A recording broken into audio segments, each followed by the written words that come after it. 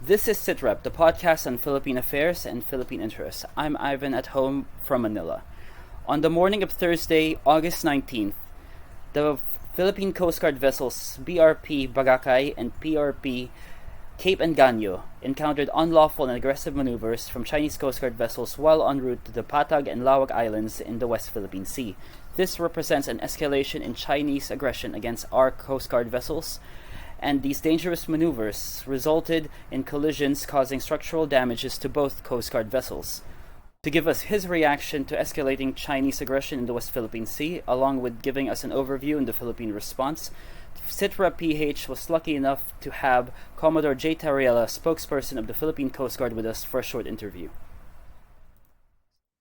So, good morning, Commodore Tarriela. This is at Ivan at home from Twitter from our podcast, SitRep, a podcast on Philippine affairs and Philippine interests. So I guess the first question, sir, I know this has already been asked several times to you, but very, very briefly for our podcast, can you tell our listeners what is the status of our two Coast Guard vessels, the BRB Bagakay and the BRP Cape Engaño? Are our servicemen safe, and how soon do we expect repairs to be made? Because we've lost already. Those two vessels will likely be unoperational for a short while. Well, as of this time, those two Coast Guard vessels are still carrying out the resupply operation.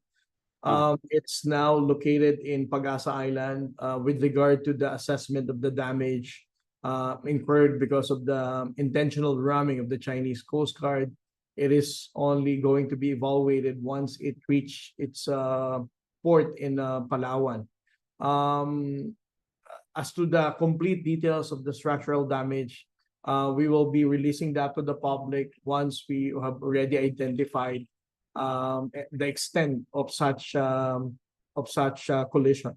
For the for our personnel, nobody was reported to be injured, as reported by the commanding officer of the vessel to the Commandant of the Philippine Coast Guard, Admiral Ronnie Hilcavan.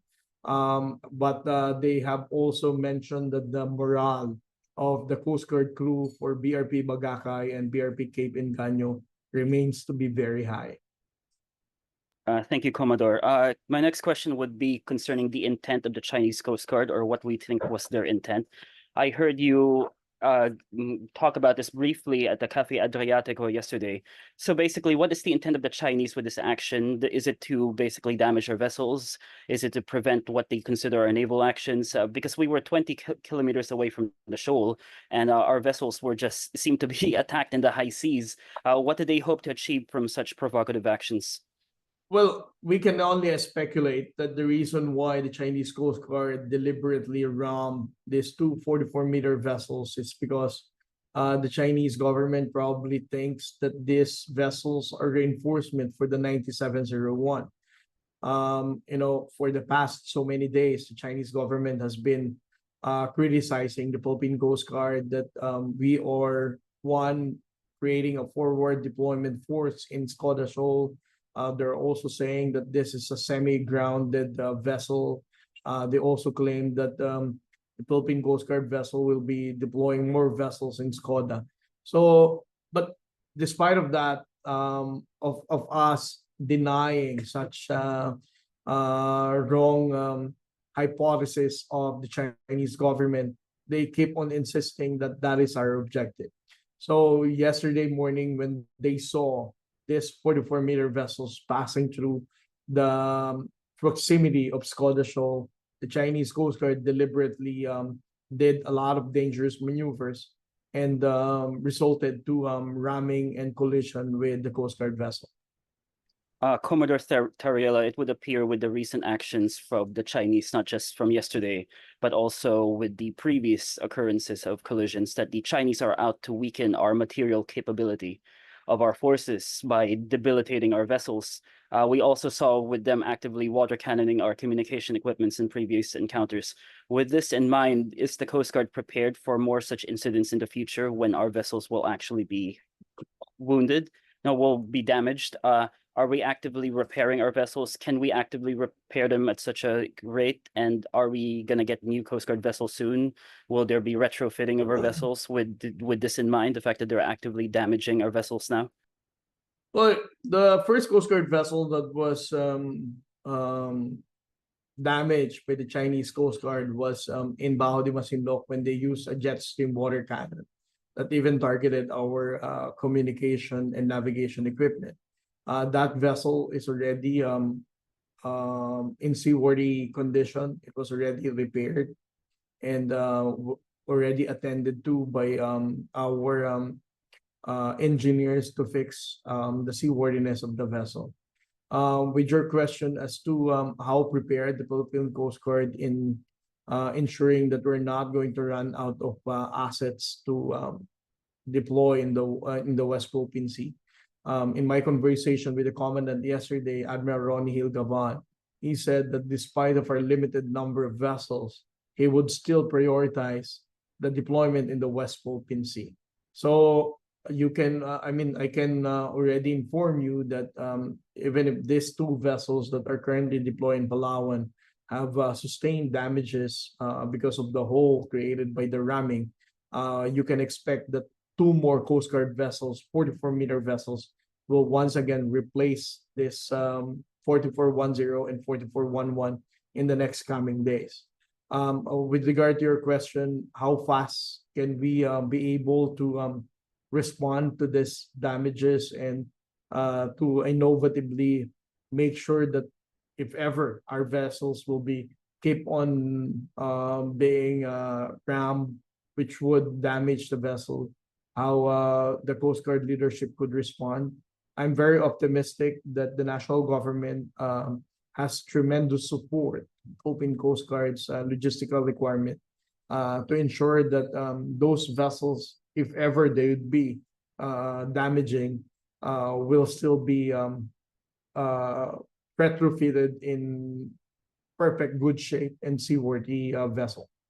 It would appear that just as before, the Chinese have climbed up the escalation ladder and we are being forced to climb up with them. Frankly speaking, Commodore, do you expect this to be the new norm now in their level of escalation? And without naturally compromising operational security, can you tell our listeners what the Coast Guard is how you're preparing the Coast Guard to respond to this new level of escalation by the Chinese? Well, as I said, it's still too early for us to conclude that this is a new normal in Squad Show. As what I explained to you, this just the People's Republic of China being paranoid on our intention in Squad Show. However, if ever, let's just say this would be a norm for the Chinese Coast Guard to make it difficult for us to spot the shoal. I still have tremendous respect and Yes. appreciation to the diplomats of the Department of Foreign Affairs to come up with a much more peaceful and diplomatic strategy to ensure that the tension in Sabina Shoal will be easing up and would still allow our Coast Guard vessels to patrol and maintain their presence in Skoda. My next two questions will be concerning popular narratives that seems to be going around. So for one, this is coming from even pro-Philippine sources that are more war hawk or from former military guys. There seems to be a perception that our Navy and our Coast Guard is showing a great deal of restraint to the point that we're unwilling to engage in the bardagulan, quote unquote. That's the term used in the forum yesterday. In the bardagulan, which is the new norm in the high seas, is the Philippines not unwilling to engage in bardagulan or in this sort of like tactics of the Chinese, or are we simply refining our strategy in the face of their aggression? Well, instead of responding to that question, I would like to return two questions. One, Yes, sir. how prepared are we in doing this bardagulan? Right? I think that's a valid question. Yes. People are keep on mentioning that we need to fight back. We need to counter such aggressive response of China. The question is, how prepared are we in doing this kind of bardagulan or aggressive response? Second, what is our strategic objective in doing this bardagulan? Yes.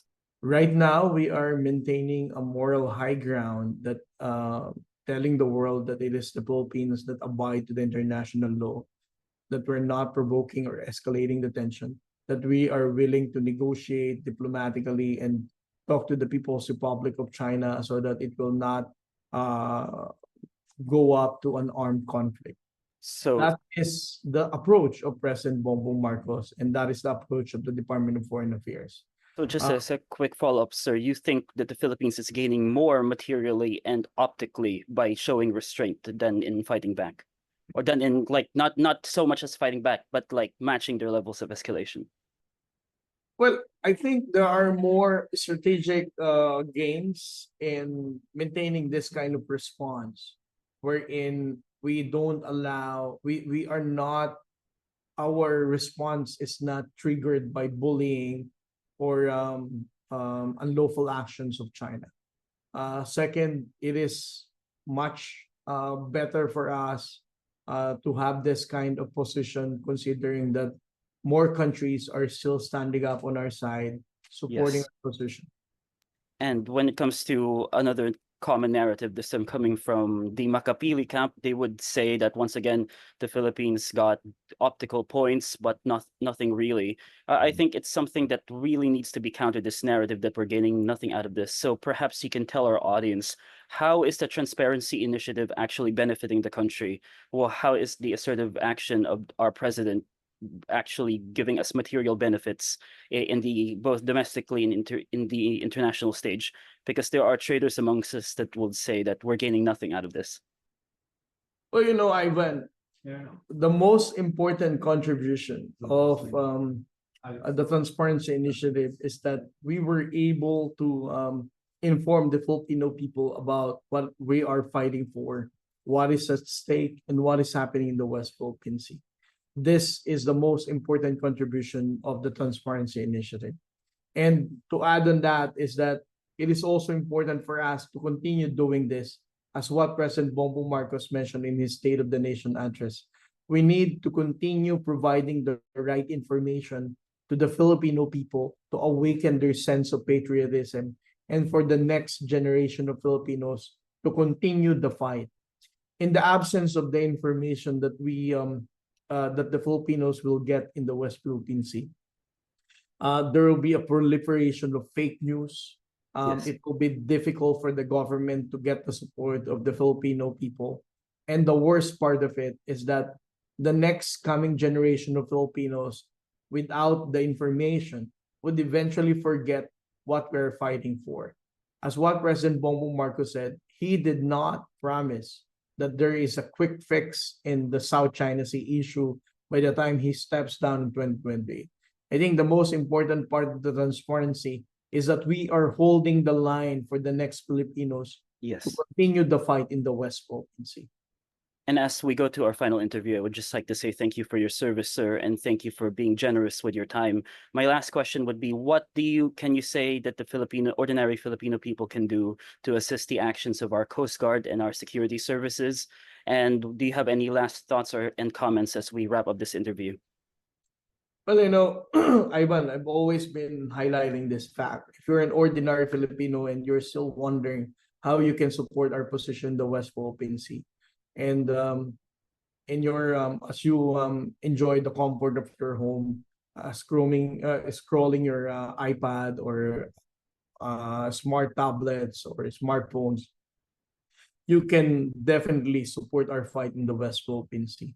The greatest struggle that we are experiencing in the West Philippine Sea is the proliferation of fake news. If you're an ordinary Filipino, regardless whatever your age is, if there's a fake news that you would come across in your social media posts, please care to comment and share the right information so that we can be able to counter the trolls, the fake news purveyors in spreading the wrong information to the Filipino people. This is the most important contribution that you can give to President Bongbong Marcos. Commodore Jay Tarriela of the Philippine Coast Guard, thank you for your time, sir. Thank you. Thank you, Ivan. This has been SitRep, the podcast on Philippine affairs and Philippine interests. This has been Ivan at home from Manila.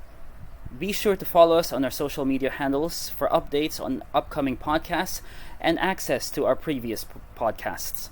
We are at SitRep PH on X and on YouTube, and be sure to follow us also on Facebook at facebook.com/SitRep PH. Philippines, thank you and good night. Mabuhay. Our names shining bright in the morning light. Heart of the sea, proud and free. Mountains touch the sky, eagles soar so high. Through every tide we stand side by